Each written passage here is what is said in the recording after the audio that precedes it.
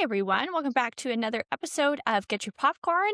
I'm your host, Holly Holiday. I'm very excited today for this episode. This is actually the second time I'm reviewing Silver Linings Playbook. It was an early one I did well over a year ago. And listening back to some of those ones, not only was my audio quality not good, but I was pretty new at this. And yeah, I just wasn't happy exactly with what it is. I've left it up so people can listen to it. You know, it's always trial and error. They always say the first 50 episodes of a podcast are for you. So yeah, this was definitely, I think maybe my first 15 episodes. So really, really early in the process. I was still recording as a GarageBand. Now I use Riverside.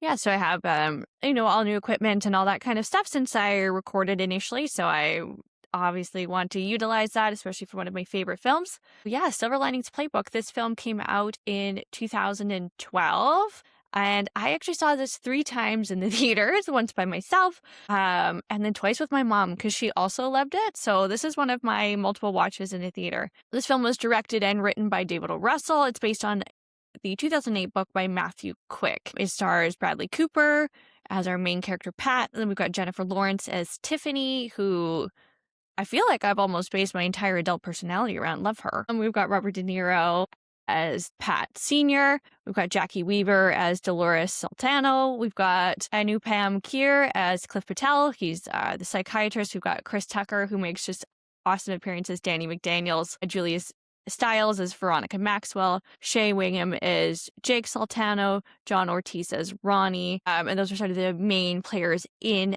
the film. This film, I came to it at a very odd point in my life. So this film came out when I was in high school, and I was at a point in my life where I was really struggling with my mental health. I think I've talked about that a little bit on the podcast, at least in regards to my postpartum depression, which was a fucking nightmare. If you've ever had a baby, holy shit, that is whack. Calling that the baby blues is diabolically underplaying it. Girls, those of you that have had babies, you know, like that is the first 6 months of motherhood. Like, I don't even fucking remember it. I remember nada of that experience. Just trauma blocked all of it from postpartum depression. It was so bad. But I went through a really dark point in my high school years, particularly the first 2, grade 10 and 11. Sort of found my footing in grade 12 when I got into theater. It really helped. But it was a really dark time for me, and I was really struggling with depression. I've been diagnosed as bipolar as an adult, and also I'm on the spectrum, which again, like, I was not diagnosed with autism until I was 29. So I had a lot, a lot going on that was not diagnosed. And because of that, I didn't have medication. I didn't have the therapy that I would have needed. This is also, 2012, and I think we forget how much progress has been made in terms of how we discuss mental health and medication and therapy and all that stuff in the last, particularly post-pandemic, so the last 6 years. So this is a time where I was just like white knuckling life.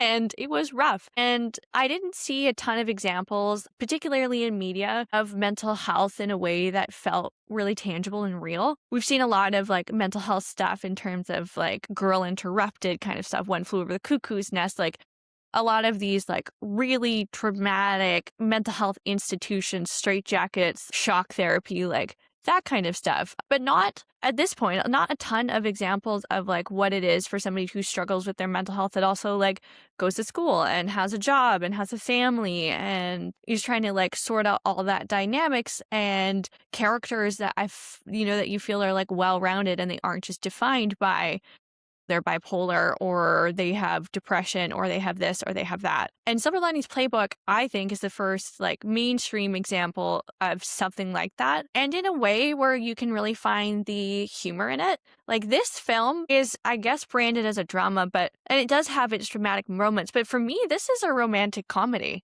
I love this movie. This film has so many emotional layers and it doesn't shy away from the darkness at all. There's some scenes that make me cry, but it also doesn't pretend that mental health isn't kind of funny sometimes. Like these diagnoses, these conditions, disorders, whatever you want to call them, illnesses, they have some levity and they have funny moments in them. And I think this is such a great example of what you can do and how you can find this like levity in life and find the humor in something in a way that isn't, this film doesn't punch down. It almost sort of lifts up and provides this like shared humanity of these conditions that I think we have like such a poor understanding of. And again, we need to think about this in a 2012 lens too.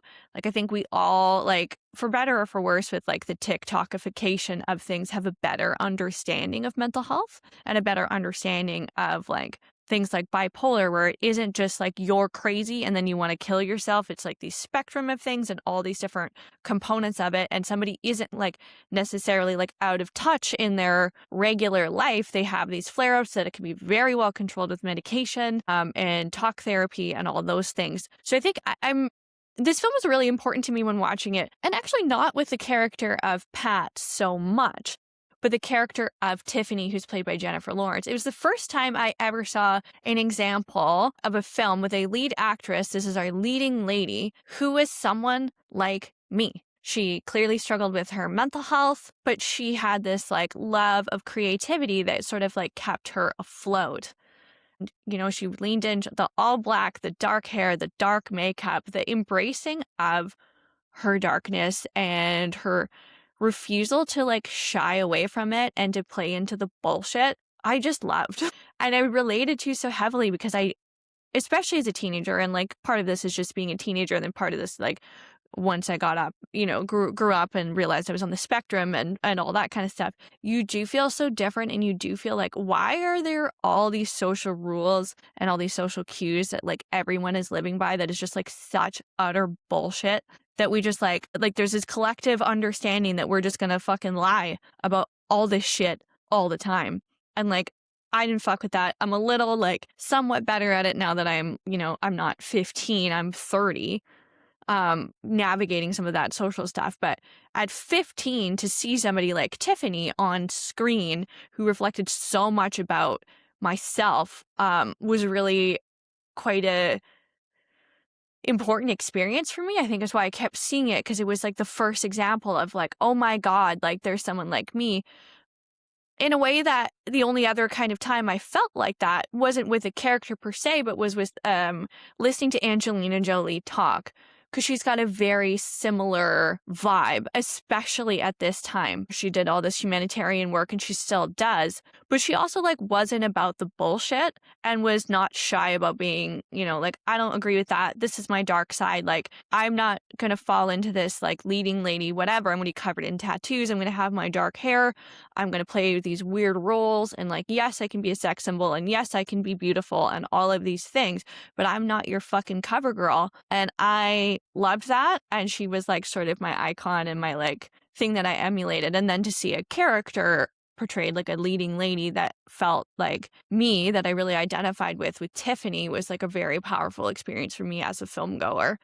And this film has some incredible performances by kind of everyone in the cast. I don't think there's anyone in place here that isn't exactly where they need to be. This is kind of like, and again, we jump back to 2012, like we've got Bradley Cooper as like an absolute A-list actor, but this is in the period where Bradley Cooper's trying to like backpedal out of The Hangover a little bit and try and kind of cement his way into like leading man status in Hollywood, not just like the comedy guy that's also super hot. And this is a role for him that helped that along. I believe this might be his first Oscar nomination.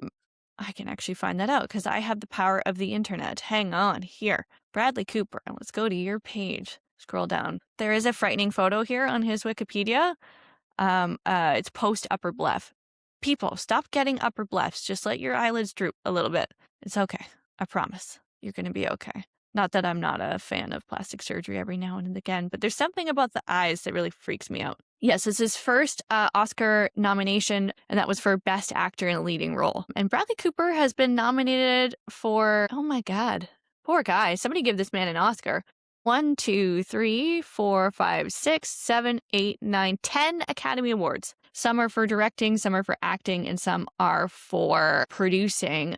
But 10 Academy Award nominations. Give that man an Oscar. He should have won for Star is Born. I love that performance. So good. Anyway, I digress. So this is in the transition of Bradley Cooper, and this is obviously the meteoric rise of Jennifer Lawrence. She's in her, this is in and around the Hunger Games. We're transitioning to all of that for her, and this is sort of one of the films that helped launch her into the stratosphere. Now, I'm not going to go too heavy into all the production stuff because I have done that on a previous episode. I just wanted to chat a little bit about my thoughts and the plot and all of that for this one. This film was obviously very well critically received. It's got a 92% on Rotten Tomatoes. Got a 3.7 on Letterboxd, but I give it a 5. I love this film. The film received 8 Academy Award nominations, including Best Picture, Best Director for David O. Russell, Best Actor, Best Actress, Best Supporting Actor for Robert De Niro, Best Supporting Actress for Jackie Weaver, Best Adapted Screenplay, and Best Editing. The only win was Jennifer Lawrence for Best Actress, and she was the second youngest woman to ever win Best Actress at the Academy Awards at just 22, which is wild. Doesn't that make you feel like you've not done enough shit? I'm about to turn 30. Jennifer Lawrence is like not that much older than me. She's 5 years older than me. That hurts my face and my heart. Holy shit, she's 5 years older than me. And then Bradley Cooper at the time, now I gotta Google this. He was 37. Why do we keep doing this, Hollywood? My God. It doesn't look overly jarring. I wonder if they did have, she's wearing a lot of really heavy makeup, which tends to age you just kind of naturally. But yeah, that's a big old gap. And also, she's supposed to be married and then her husband's supposed to have died at this point in the film. So they probably should have cast somebody a little closer to Bradley Cooper's age. Angelina Jolie would have been a great choice. I think they're really close in age. This film had a budget of $21 million and made $236 million at the box office, which is tenfold of the budget, which is a great, obviously, box office return. So we'll get into the plot of the film. And like I said, this is adapted from a book. The book is quite different. I found tonally, I didn't think it was as funny. As the movie is, I thought the movie was much more succinct. I think it's a good example of the way that film can sometimes be a better medium for telling stories than the book, or at least depending on how it is written. So the film opens up and we open up at a mental health institution and we meet Pat. He's been in there for 8 months after being diagnosed with bipolar disorder.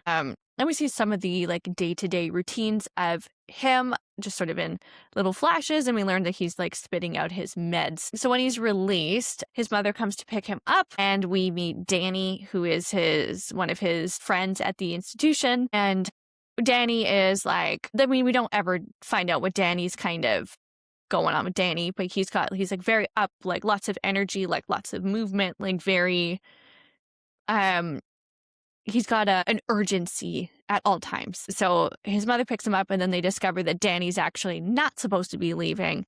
And she tries to turn back, grabs the wheel of the car, or Pat does, grabs the wheel of the car, and they almost swerve into oncoming traffic. And then this is where our first like emotional impact scene, because like it's been quite funny up until then. And so they go and they drop Danny off. They come back to Pat's parents' house because he ended up being institutionalized for attacking his wife's affair partner after discovering them together. So then he, there's a restraining order against him and he had court-ordered treatment as well as having to be there and have this court-mandated therapy and be on his meds, which is then managed by his mom. So we meet his father, Patrizio, and we sort of get to see Patrick's childhood home. It's very clear that his brother is sort of like the golden child. And David O. Russell does some great shots with just like the camera work and the way things are angled to show that the brother is sort of propped up in a way that Pat isn't. He's a little more of an embarrassment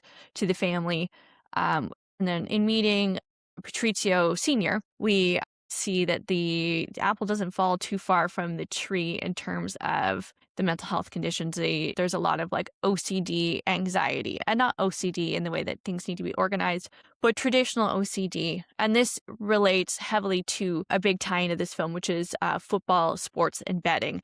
And now normally I fucking hate sports, but I'll allow it for this film. And so the way that the father has the remote, the way that people either need to be in the house or out of the house, the food that needs to be set is very rigid and regimented and, wrapped along this anxiety that if this isn't done, then the Eagles, which is the team that he cheers for, are not going to do well. They're not going to win. So he bets big, and then does these like little rituals and routines to sort of calm this anxiety. But everything has to be just so in order to do that. So then Pat sort of jumps into this routine. His mom's helping him with medication. He begins to work out a lot. One of the things that is talked about is the effects of the psychiatric medication. I'm assuming they put him on olanzapine, which is a medication that is used in the treatment of bipolar, but also causes some weight gain. They do talk about a little things like Abilify and trazodone and Seroquel and things like that. But the one that really makes you gain weight typically is olanzapine for bipolar. So we see him working out. He's often wearing a sweatsuit and a trash bag. He's running. He wants to read Nikki, who is also a teacher. Pat was a teacher as well before. Her entire English syllabus that she reads to her class. And his kind of manic energy begins to intensify. And we have this great scene where he's reading all of her books. And it's sort of this, and he's, reading Ernest Hemingway.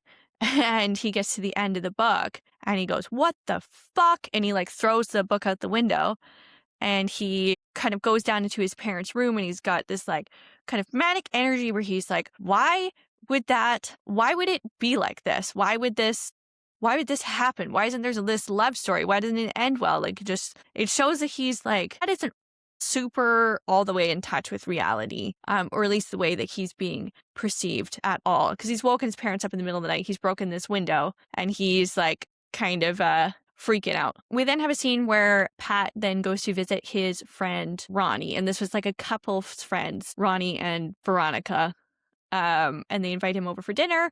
And Veronica's still friends with his ex-wife Nikki, and at this dinner is a woman named Tiffany. Now, Tiffany used to be married to a man named Tommy, and Tommy died. And he died in a car crash, and Pat is kind of told not to bring this up, but the first thing he says to Tiffany is how Tommy died. And Tiffany also kind of has this reputation of being kind of like wild. And so they have this dinner. They have this like really funny back and forth at the dinner where they're talking about the different psych meds that they've been on. And this is part of the like kind of old Hollywood kind of language style humor that's funny, and just like the quickness of it that I really like, this kind of like oddball romantic comedy. Because we see so many romantic comedies where the girl looks like Kate Hudson and the boy looks like Matthew McConaughey, and aren't they perfect? And isn't she a great wedding designer? Or like, isn't she a great architect or an art dealer? Doesn't she look like Jennifer Aniston? And isn't he perfect and great and in finance and blah, blah, blah, blah, blah, blah,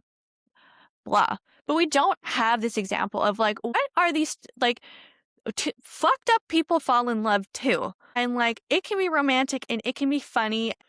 That's the examples. I mean, obviously Jennifer Lawrence and Bradley Cooper are like stunningly beautiful people, but like their characters are dark and have depth. And Tiffany isn't perfect. Her husband died and then she slept with her entire office and got fired. Like, that's a real way that some people process grief, is just to become erratic. Pat lost, psychiatric stability when his wife cheated on him, although he was probably white knuckling it, not knowing he had bipolar his whole life. And so to see this example for a, quote unquote romantic comedy of two fucked up people falling in love, I love it. I think it's great. We don't have that much of that. We always just see two perfect, beautiful people and their perfect, beautiful lives fall in love. I love Julia Roberts, but I am not a Julia Roberts. Like, I am not. I am never going to be a Julia Roberts. I don't float through the world that way. I'm not turning heads with my beautiful smile as I walk into a room. I can really bring a room's vibe down, actually. Like, if I enter a room, the vibe's going down. Like, I'm not lighting up a room, which is good because I'm probably less likely to be murdered, because it's always bitches who light up a room that get murdered. But there aren't a lot of examples in media of, women that I identify with that have these like beautiful love stories, because that's not the way Hollywood likes to spin stuff. And this is a great example of two fucked up people that are falling in love in their own kind of weird way. After the dinner, Pat walks Tiffany home, and she sort of discusses the way that she handled it after the death. And Pat is obviously somewhat intrigued by this. Like, Tiffany's obviously like very pretty, and to hear that she has slept with every man and woman in her office, obviously, like, it doesn't not grab his attention. And then she kind of offers to sort of sleep with him, and he says, "I'm married," and she says, "Me too." And then he's like, "No, you're not, like, Tommy's dead." And she hits him in the face and goes inside, which is like fair enough. That's like kind of a fucked up thing to say. And this sort of triggers Pat, I think, because he's attracted to Tiffany, and he wants to look for his wedding video, and he can't find it anywhere, and it's in the middle of the night and he's trying to find it. And his dad is getting kind of frustrated because obviously he's keeping him up, and he's starting to lose more and more control. And then they end up getting into a physical altercation where the police are called. And this is a scene that absolutely makes me break down and cry like every single time. The grief and the shame associated with some of those outbursts, I think, it just hit hard, because I think when you are someone that really struggles with your mental health, and like obviously this is, a version of me that I don't so much identify with anymore because of like extensive therapy and like, a decade almost of being on psychiatric meds that like keep everything level, like I'm good. But like the shame associated with your feelings that don't necessarily make sense are a really hard thing to grapple with, because not only do you feel these intense feelings that don't always have any logical place, but then you are so ashamed that you feel that way because that's not like the best reaction to have. And it's this really weird line, this needle to thread between like feeling entitled to your feelings, but also knowing that that's not like necessarily like the best way to kind of handle whatever you're doing. And obviously, like, I haven't had this like level of outburst that Pat has. Like, police have never been called. Like, I'm quite emotionally like I'm in a stable place for sure, and have been for like forever, stable-ish. But like that's I've never had my mental health impacted like that ever. But for Pat, like all of this stuff, it's very he's living with a lot of shame and guilt following this. And then obviously the dad, he's elderly. Pat's like almost 40, so his dad is like an actual senior citizen. So afterwards, then we see some scenes of Pat and Tiffany, where Tiffany keeps kind of surprising him on runs, and they're kind of getting into these like little kind of tiffs. Again, this is like kind of the almost like old Hollywood narrative. And at one point, Pat was like, basically, it's like, I'm not like you. I'm not like the big slut. And Tiffany, I love this line. She says, "I was a big slut, but I'm not anymore. There will always be parts of me that are sloppy and dirty, but I like that. Just like all the other parts of myself, I can forgive. Can you say the same for yourself, fucker? Can you forgive?" Which I just think is great. Like, I love that. Like, can you forgive that part of yourself that you don't like necessarily? Like, can you accept? It's not about liking, but it's the accepting of the parts of yourself that aren't perfect, which I think is a really hard thing, especially as women. We're always taught to like be perfect. You have to be a certain way. You have to look like this. You have to say these things. You have to act in this way. This puritanical, Christianized Western view of things. You have to be like this in order to be good enough. Pat and Tiffany and end up going and hanging out on this like not a date thing.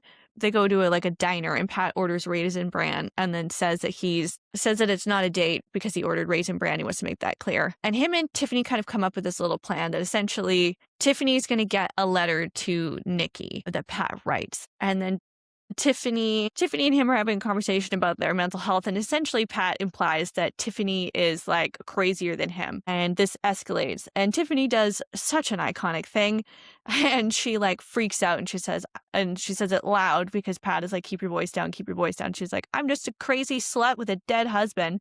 And then she like knocks all the food or the raisin bran in the glass or whatever off the table, and she says, "Fuck you." And then Pat kind of tries to chase after her, and she goes around the diner to the window that Pat is kind of standing in front of where their table was, and just like both fingers like this, which I thought was very funny. Later, sort of, there comes back with an apology, and Pat is just, wants to say like he's sorry. Tiffany says like, "Look, like I do this all the time. Like I pour myself out, and at the end of the day, I'm empty. So if you want me to help you, you have to help me too." And so she says she wants to register for this like dance competition, and if Pat does it with her, then she will get the letter to Nikki. We also have a few scenes of Pat in therapy with Dr. Patel, And they're trying to sort of sort through some things. We also have many scenes of the father who's gambling, more and more of their savings and doing these kind of OCD rituals. And then Pat and Tiffany begin to dance, and we see sort of sequences of them dancing, and they're not the best, but like they're really enjoying it and they're connecting and they're bonding. And we see that,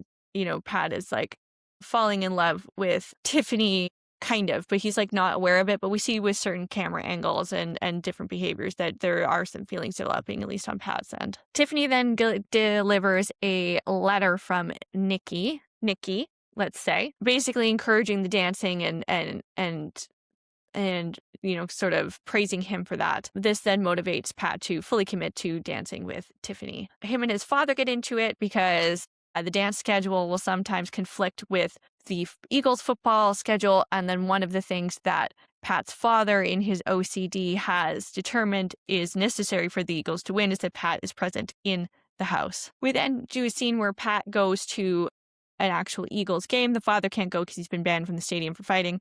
He goes with his brother, and they end up bumping into Dr. Patel while he's there. And then there's this sort of racist horde of football fans.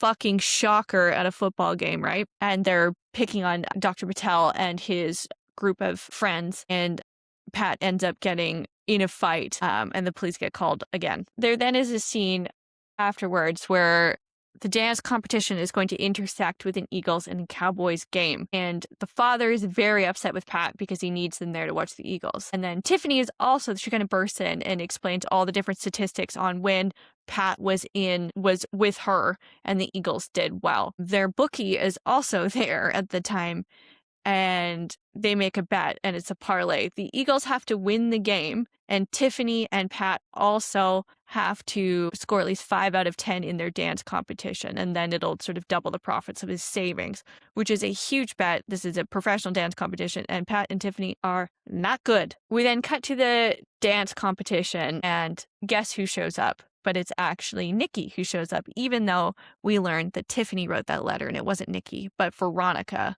brought Nikki to the dance competition. And Tiffany starts drinking, and she is pissed. And it's their time, and Patton goes and kind of takes her from the bar, and she turns to him and says, I used to think you were the best thing that ever happened to me, but now I think you might be the worst thing, and I'm sorry I ever met you. And Pat says, good for you. Come on, let's go dance. And they go and they dance, and it kind of intersects. There's like, a classical part. There's a sort of rhythm part. And then they have a moment where they do, a montage of the White Stripes. And it's just this kind of, obviously visual and sound metaphor for bipolar disorder. They end up getting their score of 5 out of 10. And there's this really cute moment where the Eagles have won against the Cowboys, and they're kind of waiting for the score. All these dancers are getting, these high marks, and Tiffany and Pat are getting like 4s, 5s, 6, there's got to be an average score. And when they realize that they did get the average score, they like scream and freak out and are so excited. And everybody's kind of like, what the fuck? Like, why are you so excited for a 5?